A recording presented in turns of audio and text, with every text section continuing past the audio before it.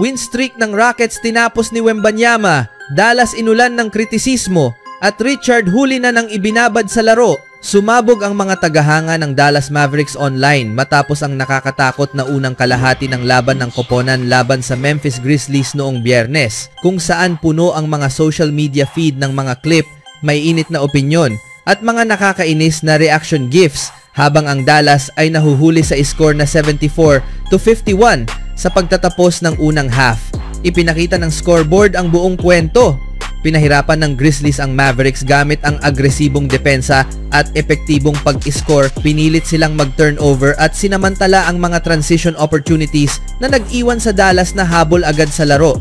Ang 23-point deficit sa halftime ay lalong nagpalala ng pagkadismaya ng mga tagahanga matapos ang magaspang na simula ng season. Ipinakita ni rookie Cooper Flagg ang mga senyales ng potensyal sa gitna ng kaguluhan, nagtala ng 10 points, 2 rebound at 2 assist sa loob ng 16 minutong paglalaro sa unang half, ayon sa ESPN box score. Gayunman, hindi sapat ang kanyang performance para takpan ang mas malalalim na problema ng koponan sa opensa, kabilang na ang pangit na pagpili ng tira at hindi maayos na ball movement. Hindi nagpigil ang mga tagahanga na puno ang X, dating Twitter, ng mga post at meme na puno ng pagkainis, habang ang mga lokal na beat writer at analysis sites ay pinag-aaralan ang patuloy na kahirapan ng koponan. Isang galit na fan ang nagsulat, "The Dallas Mavericks are Luka and Dirk merchants. Poverty franchise masked by basketball greatness." Ang meltdown sa social media ay sumasalamin sa mas malaking naratibo na ang Mavericks ay tila hindi consistent sa parehong opensa at depensa sa unang bahagi ng season, at ang unang kalahati ng laban ngayong gabi ay nagpatibay sa takot na iyon. Ang walang preno at NSFW na komento ng isang fan ay tumama sa damdamin ng marami. "Having the worst offense in basketball is the proper basketball karma for trading away Luka Doncic." Tinuligsa ng mga kritiko ang lineup construction at rotation decisions ng koponan, at nakisali na rin ang mga pambansang outlet sa usapan tungkol sa kung kakayanin bang patatagin ng Dallas ang kanilang opensa sa paligid ng mga batang manlalaro nito. May isang fan na may mensahe para sa mga media outlet. "If you are a media member, produce content about the NBA. Please blast Nico Harrison. We need this loser fired." A message from all Mavs fans. Maraming maaaring magbago sa loob lamang ng isang half, ngunit ang epekto sa social media ay tuloy-tuloy na may mga tagahanga na humihingi ng kasagutan, mga analyst na naghahanap ng solusyon, at isang koponan na kailangang maglaro ng may apurahan kung nais nitong maiwasan na maging mas mahaba pa ang gabing ito ng pagkadismaya.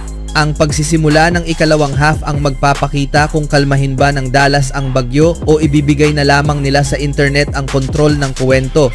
Sa ibang balita naman, umiscore si Devin Vassell ng 15 points, habang si Castle ay nagtala ng 14 points at 13 assists para sa San Antonio. Pinangunahan ni Alperen Sengun ang lahat ng scorer na may 25 points, habang nag-ambag si Kevin Durant ng 24 para sa Rockets na natigil ang kanilang 5 sunod na panalo.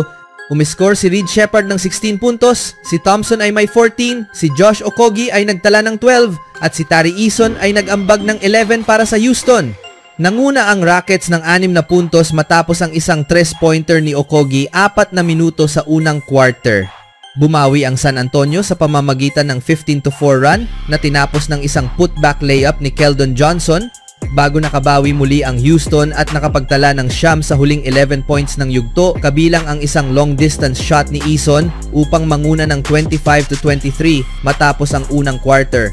Ginawang 40-30 ng Houston ang 2 puntos na kalamangan may 7-4 minutes remaining pa sa second quarter matapos ang isang 8-0 run na kinabibilangan ng 2 sunod na 3-pointer ni Sheppard. Umabot sa 11 points ang lead ng Rockets matapos ang 2 free throw ni Thompson may 2:24 minutes bago mag-halftime. Ngunit bumawi ang San Antonio sa pamamagitan ng isang 12-0 run na tinapos ng 3-point play ni Castle may 1 segundo na lang upang makuha ang 51-50 na kalamangan pagpasok ng halftime. Leading ng 1 puntos ang San Antonio sa halftime at umabot sa 11 ang kalamangan sa gitna ng ikatlong quarter bago nakalapit ang Rockets sa 4 na puntos pagpasok ng ika-4. Naibalik ng Spurs ang kalamangan sa siyam matapos ang isang 3-pointer ni Barnes may 6:37 minutes remaining sa laro. Ngunit sumagot ang Houston ng 6-0 run na kinabibilangan ng isang layup ni Amen Thompson upang mabawasan ang lamang sa 103-100 may 4-8 minutes remaining na lang. Umiscore si Harrison Barnes ng 24 points habang sina Victor Wembanyama at Julian Champagne ay nag-ambag ng 22 points each upang talunin ng home team na San Antonio Spurs ang Houston Rockets 121-110 nitong Sabado sa isang laban para sa NBA Cup sa pagitan ng mga karibal mula sa Lone Star State. Ang panalo ay nagbigay sa Spurs ng 1-0 record sa West Group C pod ng postseason tournament ng liga habang bumagsak naman sa 0-1 ang Houston. Kasama ng San Antonio at Houston sa grupo ang Portland, Denver at Golden State sa nasabing torneo. Isang 3-pointer ni Champagne, isang putback ni Stephon Castle at isang baseline turnaround jumper ni Wembanyama, may 2:17 minutes na lang ang nagpalobo muli sa lead sa 8. Dalawang free throw at isang steal at dunk ni Barnes ang nagselyo ng panalo para sa Spurs na winakasan ang kanilang dalawang sunod na pagkatalo. Sa ibang laban naman, laban na agad ang tumambad sa Golden State Warriors sa pagsisimula ng NBA Cup laban sa Denver Nuggets nitong Sabado ng araw sa Ball Arena at hindi nila nakayang buuin ang kanilang laro nang wala si Steph Curry.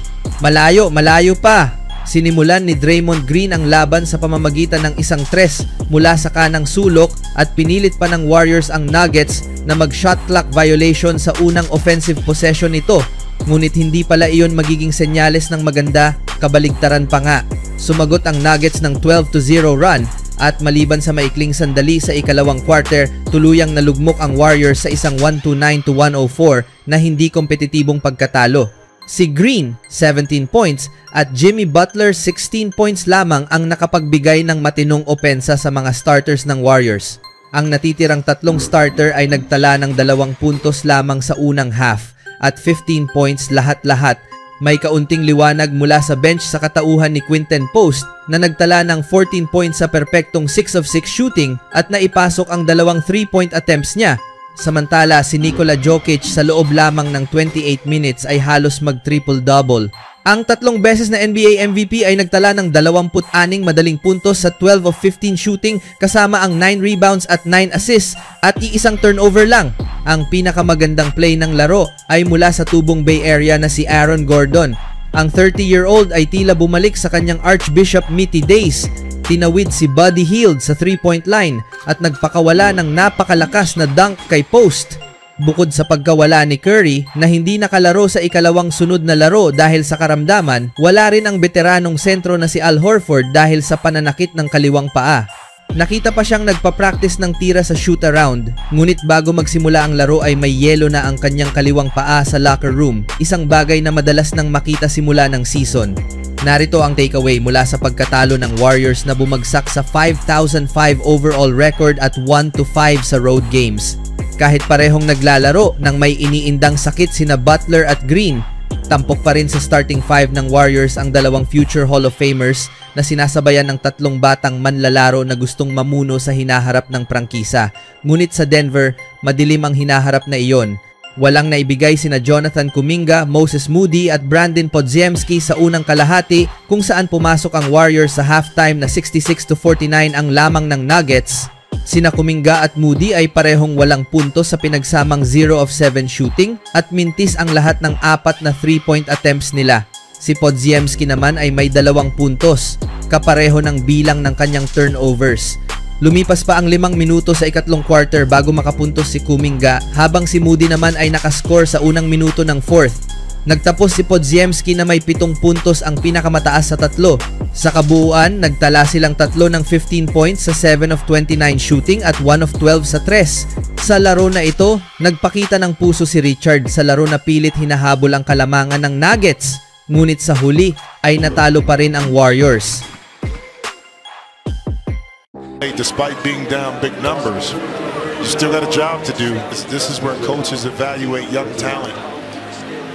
I never answer to no, man, I still go.